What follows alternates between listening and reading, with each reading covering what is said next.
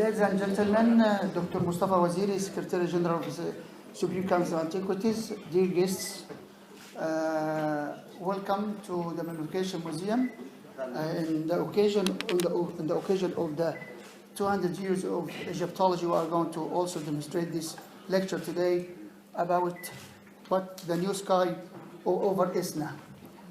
As Champollion revealed the secrets of the Egyptian language and the hieroglyphics on Rosetta Stone, also the work done on Esna Temple is going to reveal new inscription, new sky, new scenes never been seen before. With the support of Dr. Khalid Al-Anani, the former Minister of Tourism and Antiquities, and Dr. Mustafa Waziri, we had got the full support for this project. Since we started the end of 2018, beginning of 2019, without this support, we didn't get these results and achievements. You're going to see a great achievement of the work done by the Egyptian conservators who already did also Karnak Temple, and they are doing now a great job in Medinat Habu Temple, plus what you are going to see now in Esna Temple. And my colleague, Dr. Leitz, he is head of the Egyptology in Tübingen University. He is my partner in this project. He's going to also draw your attention about the work done in Esna Temple using the high technique of the photographs. And really, it's a great achievement. And please welcome Dr. Leitz.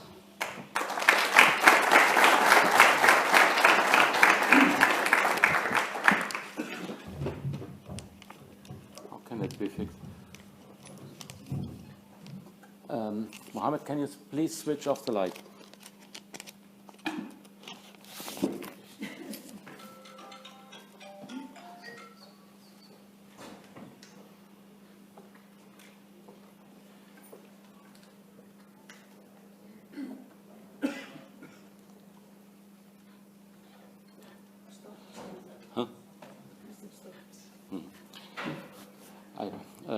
Thank you, Hisham, for this nice introduction. The Pronaos of Esna, one of the last temples of ancient Egyptian temple architecture, was decorated mainly during the Roman period. It is in fact only the front part of the original temple complex, which, unlike the Ptolemaic temple proper, survived because it was used as storage facility for cotton during the 19th century. The accent walls and columns are famous for the complex hieroglyphs as well as for the topic of the scenes and iconography. Serge Sauneron published the text at the Esna Temple between 1963 and 75, with the final volume realized posthumously only in 2009. In 2018, the University of Tübingen, in cooperation with the Egyptian Ministry of Antiquities, now Ministry of Tourism and Antiquities, launched a project together with the Documentation Center of the Ministry under direction of my partner Hisham El-Leithy to document the temple decoration. Its main objectives are twofold. First, it aims to continue the cleaning and conservation work started by the Department of Conservation some years ago. When we started before 4 years, all activities are carried out by a team of Egyptian conservators led by Ahmed Imam, who joined the Esna team upon a suggestion of the late Ramadan Badri Hussein after having before working for him at Saqqara. In order that you can imagine the situation before and after conservation work, I let you see some photos which are showing how the situation was at the beginning and how the situation is later after several weeks and months of hard work. All the capitals of the 18 columns are particularly colorful in antiquity, but became dark and brown during the many centuries after the closing of the cult of the temple and the subsequent habitation by the citizens of Esna.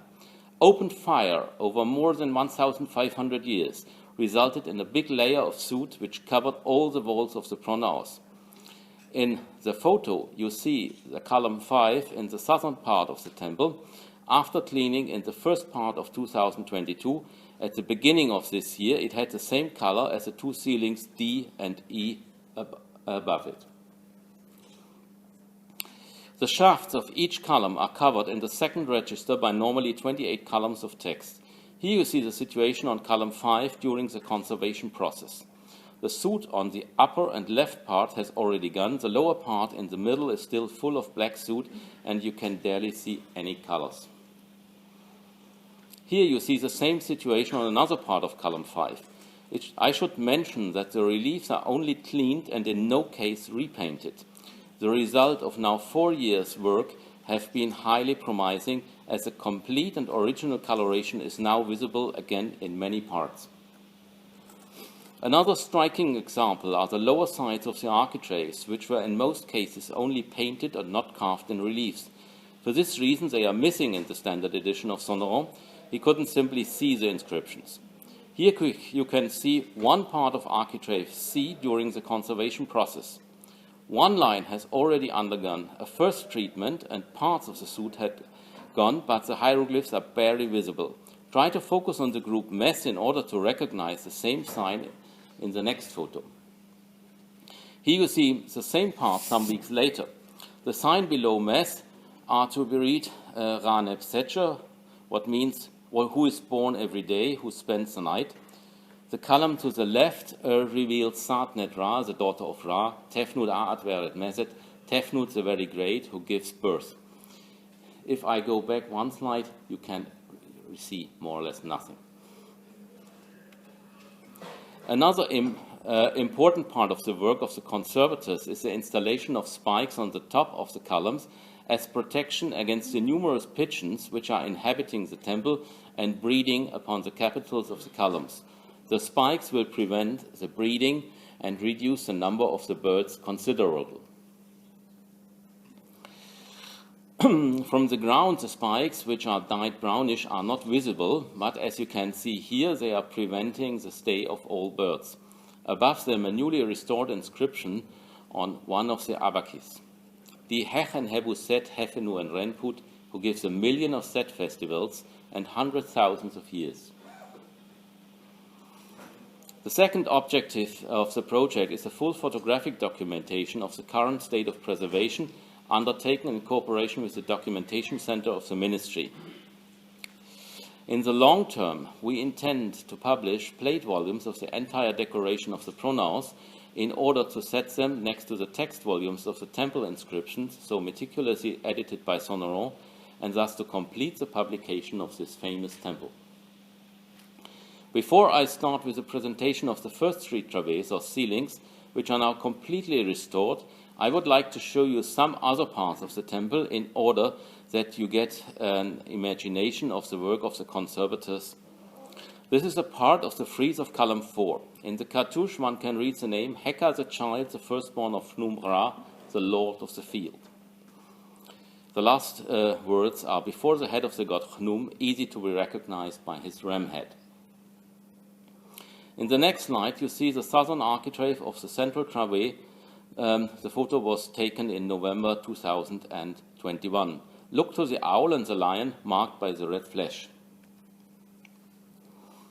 This was the situation in March 22. The architrave is finished as well as the complete ceiling with 46 vultures, half of them with the head of a vulture representing the goddess Nechbet from El Kap in Upper Egypt, half of them with the head of a cobra representing the goddess Wajid from Buto in Lower Egypt. On this slide, you see a quite recent photo of the northern part of the Pronaos, which is completely restored as regards the columns with their capitals and abacus, the architraves with their lower sides, as well as the ceilings. The walls will follow later. First, we would like to finish all the ceilings and columns. Sauneron numbered the ceilings or travées from north to south with capitals from A to F. They were separated in the middle by the central travée, which has approximately the double surface as the other travées and is decorated by the already mentioned 46 flying vultures. Conservation work started in 2018 with travée A. At the moment, 4 years later, the conservators are just finished travée D. I will give you an overview of the first 3 travées where the conservation work is completed. All 3 ceilings showing the night sky but with different aspects. The main focus of the first travée A is the moon, But there are also depicted 2 solar barks, a considerable number of unknown Egyptian constellations, and 2 representations of the east or rather north wind. Let us start with the moon. On the right side of the solar bark are depicted the first 7 gods of the waxing moon. Each one holds an Ankh sign in the right hand and is standing on a circle. In the circle, parts of the wedge-eyed eye are painted. In the first circle, there is nothing to see, since this circle represents the first day of the lunar month Pesagentiu, the day of the new moon, where the moon is invisible. In front of the crown of each deity is a rectangle with painted hieroglyphs, which were for the largest part not visible in the time of Sauneron. After conservation, it was in many cases possible to read the ink inscriptions, as here Monchu, the god Mont. If we follow the row of the deities to the right, you see the filling of the wedge-eyed eye until full moon, when the eye is complete. And comparison with other lunar processions reveals that Thoth, as the god of the 9th lunar month, was omitted. So we have here at the left Isis as goddess of the 8th lunar month, followed by Nephthys as goddess of the 10th lunar day. I think the names are readable at the photo, but note that the names of Isis is written in retrograde script. The row of the deities of the waning moon begins at the eastern side of the northern part of the travée. The first one is Thoth as a seated ibis-headed god, presenting the wedge-eyed eye as a symbol of full moon. He is followed by Osiris and the 4 sons of Horus, that is, Amseti, Hapi, Duamutef, and Kebechsenuef. Each one is holding an Ankh sign. You see that the part of the wedge-eyed eye, which is missing in each circle, is growing from right to left. If you regard the last deities of the waning moon, you discover a changing attitude. Only the first 2 have an Ankh sign in their hand, and the last 2 ones are depicted in a mummified shape. Since there are much less parallels for the deities of the waning moon, it is not clear which deity was omitted, but one can be quite sure that the last 2 figures are standing for the 29th and 30th day of the lunar month. The circle beneath these 2 gods are empty. No part of the wedge-eyed eye is visible. This corresponds with astronomical reality. On the 13th Egyptian lunar day, the moon is in no case to see. Approximately every 2nd lunar month in ancient Egypt did not even have a 13th lunar day, but the month ended already with the day 29. This has as consequence that in half of the cases the moon was even on day 29 not to see. In the other months, the last crescent was to see a bit before sunrise, and the month had 30 days. A very peculiar figure, which has nevertheless a parallel in the hypostyle of the Isis temple at Philae, is this strange bird, perhaps a goose with its back in form of a cobra and its tail in form of another serpent. Over its head, the conservators discovered an ink inscription, in red ink. In this photo, it might be a bit difficult to recognize the individual sign, but nowadays there are computer programs like D-Stretch, which are very useful to read such faded ink inscriptions. Now the signs are clear, and everybody can read from left to right. Sebek, Netcher Duai Pet, Sebek, the morning star of the god. The word for Netcher, god, is written with a star. The inscription here is retrograde, which means that the correct reading should be Netcher Duai Pet Sebek. Sebek is the designation of the planet Mercury, and the morning star is normally the designation of the planet Venus, which lead Alexander from Lieden to a translation of the Philae parallel Venus-Mercury. Astronomically, this makes little sense, since one figure cannot stand for 2 different planets. So my proposal, as well as that of Daniela Mendel in her forthcoming book about the geography of the sky, is simply to understand this inscription as the morning star of the sky, that is Mercury. This fits with the position of the planet in the eastern part of travée A. To the right of Mercury, there is depicted an unknown constellation in form of a double protomb of a goat. Thanks to the conservation work, we are now able to read the name of this constellation, which is written in red ink before the left head of the goat, again in retrograde script. You see here the D-stretch image. The name is now easily readable. It should be, if the woman as a feminine determinative is correct, Sekhmet Weret, the great powerful. This is of course not enough to localize this constellation precisely at the sky, but at least we have now the name, which was before completely unknown and is only attested here as a name of a constellation. Due to its position in the southern half of this ceiling, it should be a constellation of the southern sky. Another constellation of the southern sky is a snake with two heads, one as functioning as a tail. Over the snake, a clearly visible ink inscriptions appeared after conservation. Mech 80 cubits. This is a bit more than 40 meters. This constellation is also unknown outside of Esna, but there are similar texts and representations in the still unpublished tomb of UFAA at Abu Sir. Renata Landgravova and Iri Yanak published an article about a handbook of the Cherub Selket priest in the tomb of UFA and give it the name The Book of Primeval Snakes. This book offers some direct parallels with the ceilings in Esna and reveals similar structures even in the non-parallel parts. One striking point is the fact that the names of the deities are sometimes, like in Esna, written in retrograde script. In this drawing, one would first assume that the name should be read from right to left, but in fact it had to be read from left to right as follows. Nis imiu nebisen, he who summons those who are in their fire, as in the translation of Landgravova and Yanak. The next similarity are the measurements of the snakes. In the case of UFR, 260 plus x cubits, and in the case of the constellation in Esna, 80 cubits. A big difference between Esna and UFR are the long texts which are written around the depictions of the snakes in the tomb of UFR, while in Esna only the names are preserved, and in a considerable number of cases even these are missing. For the full treatment of this text, the article of Landgravova and Yanak should be consulted. On the other side, the ceilings in Esna, not only travée A but also travée F, are offering much more of these strange constellations as are depicted in the tomb of UFA. This would lead to the following conclusion. Esna and UFA had a common source, and both versions are different versions of a longer and so far unknown text, probably written on papyrus, of which a copy was preserved in the library of the Esna temple. A perfect parallel between Esna and UFA is to see at this photo. It shows the god Tutu as a lion sphinx. On his back is an ibis-headed god and a falcon-headed god. Over the heads of these three deities, there are quite faded ink inscriptions. As you see, the same deities are depicted in the tomb of UFA. Here the names are clearly written and the identification of Tutu is sure. The text begins with a description of Tutu.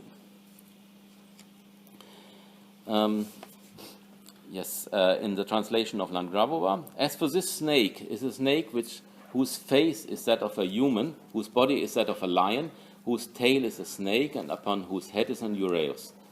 The tail as a snake is not visible at Esna, but all the other parts of his body follow the description in the tomb of UFA. The text continues, he measures 80 cubits. There are stars behind him, next to the hieroglyphs with the names Semet, Ibtes, Chau. Suspicious are the 80 cubits. You will remember the snake with the 80 cubits, which I have shown you before some minutes. This snake is not very far behind Tutu. It is below the god with a knife behind his tail. Two of the three names appear at the ceiling in Esna, but here one has the impression that Semet is the name of the falcon-headed god and Ibtes the name of the god with the ibis head, who is named in the tomb of UFA clearly as in AF. All these three names are deacons. This is the reason for the star as determinative. The many deacon lists in other temples show clearly that UFA has a better version and that at the ceiling in Esna the two gods are the wrong heads. Semet should be the one with the ibis head and Ibtes the one with the falcon head. There might be other parallels between Esna and UFA as you see on this photo. The tail of this snake in Esna is different from that in the tomb of UFA, but the falcon head of this snake might be an argument for identifying the snake in Esna as Dedwen, so its name in UFA. There are more parallels with the north wall of UFA's burial chamber, But unfortunately, I cannot show you a drawing of this scene. Here we had to wait the full publication of this important tomb. In a preliminary report, the relief is described as follows. The vignette shows two snakes with hippopotamus-like heads and coiled tails resting upon rectangular supports. The navel to each reads Haishesh, that is the seahorse. The beginning of the accompanying text reads in the translation of Landgrabova and others, Great of the first occasion. He is of this form which is drawn here. His head is that of a hippopotamus made of lapis lazuli. Here in Esna it is just one snake, and the head is that of a crocodile, not of a hippopotamus, but the name is the same. The reading Shemai Upper Egyptian seahorse is not sure, but a Haishesh Mehdi and a Haishesh Shemai are attested on sarcophagi, and this fit quite well to the double representation of this snake in the tomb of Ufaa. There are more parallels between Esna and Ufaa, but it's time to show you some other constellation and deities. An unknown constellation consists of a human-headed sphinx with a tail in form of a crocodile. After conservation, faded traces of a red ink inscription became visible, which reads Sebekwer Renef. Sobek the Great is his name. Apparently, the deity was named after his tail. Sebekwer is rarely attested in other contexts. The next constellation, which is located in the northern part of the ceiling, shows two Aries-like goddesses, that is, with the body of a hippopotamus but the head and tail of a crocodile. The names are written in small rectangles above their heads. It is in both cases the same, Ipet the hippopotamus, the goddess. The determinative of the animal skin is quite well visible in the D-stretch version. The position of this constellation was deliberately chosen directly beneath the mentioning of the same hippopotamus goddess in the middle line, which separates the two halves of the ceiling. In this text, the subject is the muse of the hippopotamus goddess, who prevents Seth in his form as foreleg of a bull, that is the Big Dipper, to enter the netherworld, a subject to which I will return later when we are dealing with travée B. Another, so far unknown deity is a god with a ram head. His name is written in ink before his head. This seems also a retrograde writing. The reading should be Sensen Mu, the one who unites himself with water. A remarkable snake, still to be localized on the southern sky, is named in retrograde script Ver Redui, the one with great legs. Apparently, the many coils of the snakes are here considered as Redui legs. The name is only attested here in Esna. The conservation work revealed also the name of this lion-headed goddess. She can be identified with Sekhmet. A very strange representation, which was difficult to identify before, upon the line drawing in the edition of Sauneron, is this animal whose first part consists of a scarab and whose second part is a crocodile. Some pigments of green color are to be seen on the back of the crocodile, but not the slightest trace of a rectangle with the name of this constellation. The next photo shows a snake with 4 heads. 2 are human and 2 are that of birds, or more precisely that of geese. The 4 legs of the left side were those of humans, the other 4 legs on the right side those of geese. The names are nearly completely readable. Only one square on the left is lost. On the one side, ramage is easy, humans are easy recognizable. The other ink inscriptions over the head of the geese is very clear. Again, the script is retrograde, Ipet, Ui, and Ra, the 2 geese of Ra, again a constellation which is only attested here in Esna. Another singular constellation are the 2 lions standing on the large snake. Unfortunately, the name in the rectangle before the head of the left line is even with D-stretch not readable. At a first glance, this constellation resembles the zodiacal sign Leo standing above Hydra, as depicted here on the astronomical ceiling of the Pronaos of Dendera, but several reasons are speaking against such an interpretation. The first one is the fact that the constellation Leo is depicted in Esna on travée E as a single line and without Hydra. The second reason is that the double line is depicted in the southern part of travée A, and the zodiacal sign is rather a constellation of the northern sky. The last reason against an equation with Leo is, of course, the fact that Leo is always one line and not two. The last photo from travée A shows the beautiful wind of the east, Chau Nefer Yaptet, as a scarab with 4 wings, the head of a ram, and an ostrich feather on his head. The name is written in a rectangle to the right of his head. At the right corner, there is a cobra sitting on a bundle of papyrus plants. After conservation, its name is easily readable, Neseret Veret, the Great Flame. It is time now to move to travée B. Here you see 35 barks with different deities and 1 constellation on the right side. 34 of these 35 barks contain deacons. I explain in a moment what are these deacons and what is their function. In the last bark on the southeast side, the 2 main constellations of ancient Egypt are depicted, Orion and Sotis. Let us start with the deacons. Deacons are known in ancient Egypt from the coffins on the Middle King onwards. You find them in the tombs of the kings of the New Kingdom, on late-period stone sarcophagi, as well as in Greco-Roman temples. Deacons served as star clock to measure the 12 hours of a night. Since every star appears in the same position from one night to the other a bit less than 4 minutes earlier, every hour measured by a star lasted about 40 minutes under the condition that this was indicating the same hour for a period of exact 10 days. 10 is deca in Greek. This is the origin of the name deacons. Theoretically, one can choose every position of a star to establish that the star clock, its rising, its setting, or its culmination. That is the highest point exactly in the south. What position the ancient Egyptians used, and if this was always the same position over the centuries, is part of a debate among some specialized Egyptologists, but this is not our problem today.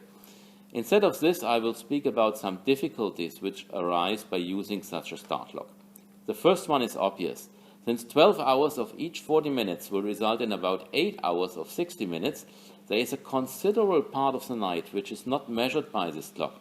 In Lower Egypt, you have in winter a ratio 14 to 10 hours, night versus day. In Upper Egypt, the ratio is 13.5 to 10.5.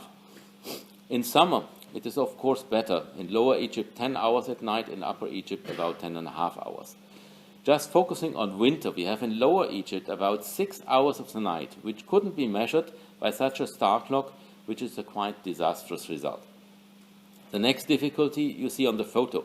The first deacon consists of 3 stars, the next one of 12, and the following one just of 1 star, something which is quite rare. Normally the deacons are composed always of several stars. Which star is relevant for the use of the star clock? The Egyptians had to choose between a brighter star, whose position does not fit very well, and fainter stars, which potentially better fitting positions, which have the disadvantage of being not so easily recognizable. In conclusion, such a star clock could not be very precise. In the southeast of this travée, you see in the first bark Osiris and Seshat. Osiris is a form of Orion, Egyptian Sach, who is mentioned in the line below, which separates the 2 halves of the ceiling. The iconography of Sotis might be a mistake. The inscription before her head is clearly Sotis Isis, which is very common in a lot of other sources. Orion turns his head back towards his companion Sotis, and there are several texts that Sotis is behind Orion or acting at his protection. What does this mean astronomically? Sotis is Sirius, the brightest star of the sky, whose name is in Arabic Kalb el-Jabbar o al-Shira. Sach means in Egyptian toe and designates the stain Beta Orionis or wriggle, which means leg in Arabic. What you see here is a simulation of the sky over Esna for the year 100 AD with the help of the program Stellarium. I took the night of August 26, but this is not important. I could have chosen also a date 1 month later or before. I underlaid an azimuth grid, which means that is at exactly 90 degrees in the east, which is here marked with O. The green line is the horizon. All stars which are below the green line are still under the horizon and not yet visible. You see the star wriggle in the moment of its rising. It had just become visible over the horizon. Please have also a look to the position of its rising, near the 105 degree line. That means about 15 degrees to the southeast. In the next slide, I will show you a situation of about 1 hour 45 minutes later. Here you see the situation in the at the moment of the of the rising of Sotis. She appears not exactly at the same position of Rigel, but quite close. She is between 105 and 110 degrees, 3 or 4 degrees more to the south of Rigel. In other words, she is following Rigel in more or less the same course, and this is the reason why Orion turns his head back to his companion Sotis Isis, who will follow him the whole night until his setting in the west. In the northeast, the other well-known and safely identified constellation is depicted. It is Mezertiu, the foreleg of a bull, which is surely identical with the 7 stars of the Big Dipper, which is part of the constellation Ursa Major, the Great Bear, in Arabic Adub al-Kabir. This constellation was at origin a circumpolar constellation, which means that the 7 stars were so close to the polar star that they were never setting. This means they could never reach a position under the horizon. Mezertiu was identified in Egyptian mythology with Seth, the brother of Osiris, who murdered him and tried later to harm also the mummified Osiris as ruler of the netherworld. The position of stars are changing, very slowly, but over the centuries you see the effect. During Egyptian history, some stars, as of Mezertiu, gained a longer distance from the polar star, which results in the effect that these stars could set for some hours, especially in Upper Egypt. At some moment during the New Kingdom, the priests created a new myth of the hippopotamus, which prevented with a chain Mezertiu from entering to the netherworld, or more precisely, this stellar goddess prevented Mezertiu to enter too far into the netherworld. What does this exactly mean astronomically? To demonstrate this, I use again the program Stellarium for Esna in the year 100 AD, August 25. The first pictures show the situation at 10:31 p.m. All the stars of the Big Dipper are above the horizon, but some of them are already very near of the horizon. Please focus now on the timetable and the position of the 7 stars above or below the green horizontal line. This is 1 hour later at 11:33. One of the 7 stars is already under the horizon line, which is a potential danger for Osiris. 1 hour later at 0:33 a.m., the situation is more dangerous. The last of the 7 stars, with the Arabic name Al-Qaid, is several degrees below the horizon. At 1:33, Al-Qaid has moved deeper into the netherworld. Only 3 hours later, at 4:33 a.m., the situation has improved. 6 of the 7 stars are quite far over the horizon, and the last one, Al-Qaid, is shortly before rising. The identification of the constellation of the hippopotamus goddess is, however, unclear. One cannot even be sure if this constellation has to be located west to the Big Dipper, e.g. in the region around Ursa Minor, or east of it. There are several proposals, but without new material, all these proposals are difficult to prove. We will leave travée B and move to travée C. All of the ceilings, with the exception of the last one, is divided in the northern and southern half. The journey of the sun begins in the southeast corner and follows then the path of the sun to the west and back during night in the northern part. We will do the same, so we will start with the newborn sun god in the east. Some of the inscriptions were cut in relief and visible at the time of Sauneron, but others were just painted and only partly or not at all visible at that time. Here you see the newborn sun god as a child sitting upon his throne, but now after conservation we knew also the name of the falcon-headed god at the stern of the bark. His name is Horus Khenti and Ilti. To the left follow the next scene. 6 reheat birds or lapwings are praising the reborn sun in its bark, whose left part is visible at the right side of the photo. A big progress is to be seen with the next scene, which shows the first 6 hours of the day. Sauneron was only speaking about 6 female persons whose names were not carved, but now, after conservation, all the names are painted in red ink and easily readable. At the right, you see the goddess of the 6 hours of the day. She looks towards the sun god at noon. He is depicted as the local god Chnum sitting at his potter's wheel. Chnum is venerated in Esna quite often as sun god in his form Chnum Ra. The sixth scene shows the last 6 hours of the day, 6 goddesses with a sun disk on each head and their names painted in red ink before the sun disk. We are moving further to the west.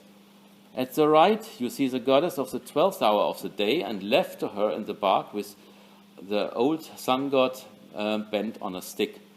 The carved inscription over the bark reads, "Shepre, the old one who will rejuvenate, who will traverse the jet time, who will set to the netherworld at the body of the sky goddess." The bark of the old sun god is received at the west of the travée by 3 jackal-headed deities. On the right, you can see the carved inscription, "Shepre, the old one who will rejuvenate, who will traverse the jet time," who was already published by Sauneron. On the left, a painted ink inscription appeared after conservation. The beginning is destroyed, but the sea is and comes a lacuna of the necropolis, while giving praise to their son on the secret netherworld. At the first scene in the northern part of the ceiling, Sauneron considered just a lunar crescent. Due to its position in the west, it should be interpreted as a new moon on the second day of the lunar month, which is to be seen shortly after sunset in the west. In the Islamic lunar calendar, this would be the first day of the lunar month. The next scene is quite large. It shows the bark with Osiris sitting in a circle, which is in all probability the disk of the moon. At the prow of the bark are standing 3 mummified gods. Over their heads is now a painted but nevertheless quite faded ink inscriptions to see. A possible reading is, "The king of Upper and Lower Egypt, the king of the netherworld, who will rejuvenate, the ruler of the necropolis, the Lord." The bark of Osiris is drawn by 3 jackals. Over their head is a rather faded ink inscription, which is only partly readable. At the beginning, one recognizes Ba'u, the bass. After a short lacuna, one reads Kapes em Ha'a, the burning bull is in jubilation. Kapes is the designation of the moon, quite often of the full moon, and should be in this context the designation of Osiris, who is in many texts considered as a lunar deity. To the right of the jackals are 3 standing male persons, but in this part of the ceiling the preservation is very bad and the inscriptions are not readable. I am unable to tell you who are these 3 persons. The next group of female goddesses can now be identified due to their painted inscriptions. These are the hours of the night from the 7th hour to the 12th. Apparently, as you will see later, this is a mistake. Correctly would be the first 6 hours of the night, since the movement of the sun is from left to right. The bark in the middle shows the sun god at midnight, again depicted as Chnum Ra. Most of the painted inscriptions is now readable. At the beginning, the god is designated as Ba Shepes, the noble Ba, and at the end, Sheta Mesud Mesu, the one who is hidden birth before his children. The reading is not absolutely sure. The next group is in a much better state of conservation. All the names are quite well preserved. Here you see the first 6 hours of the night. Of course, as I told you, this is a mistake for the last 6 hours. Instead of the first hour of the night at the right side, one would expect the 12th hour of the night, since the goddess is standing before the bark with a scarab, which will appear at the end of the 12th hour at the horizon and marking by its rising the beginning of a new day. One group to the right, nearly at the east end of the ceiling, is the bark with the scarab, the morning form of the sun. At the left edge, you see the 2 hours of the night. The scarab itself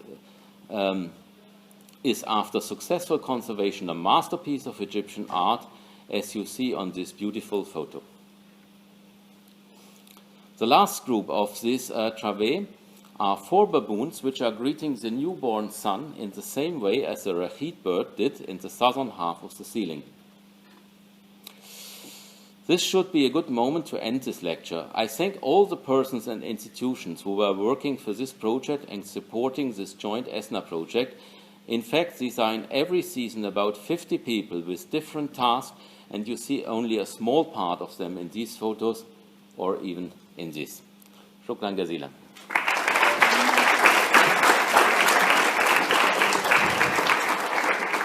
Thank you so much. And now I think we will ask Dr. Mustafa Wazir to come to say some more. I think we have all the explorers and coordinators to come along to have a photo with Dr. Mustafa.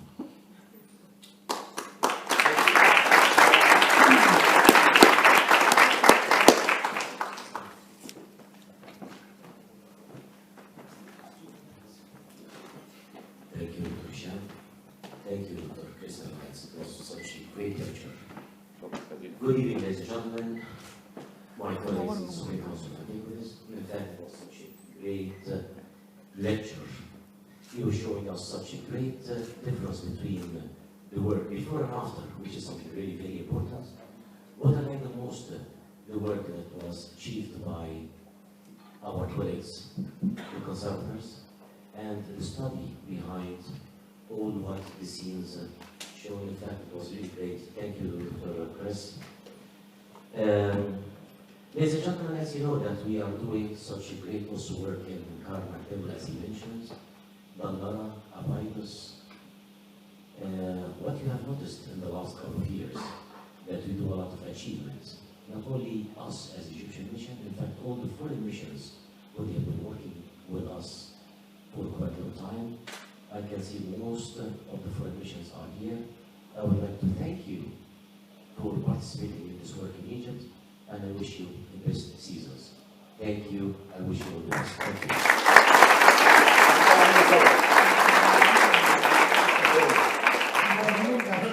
زمايلنا المرامين بتوع اسنا اتفضلوا، والاسامي والدكتور محمد الأليثي والدكتور فتحي لو سمحتوا.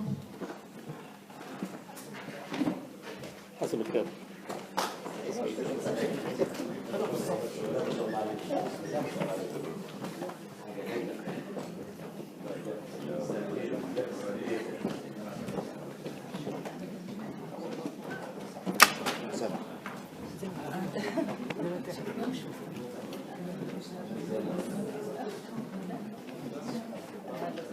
ممكن نقدم شويه ممكن حد يقعد كده بعد اذنكم يبقى كده ايه؟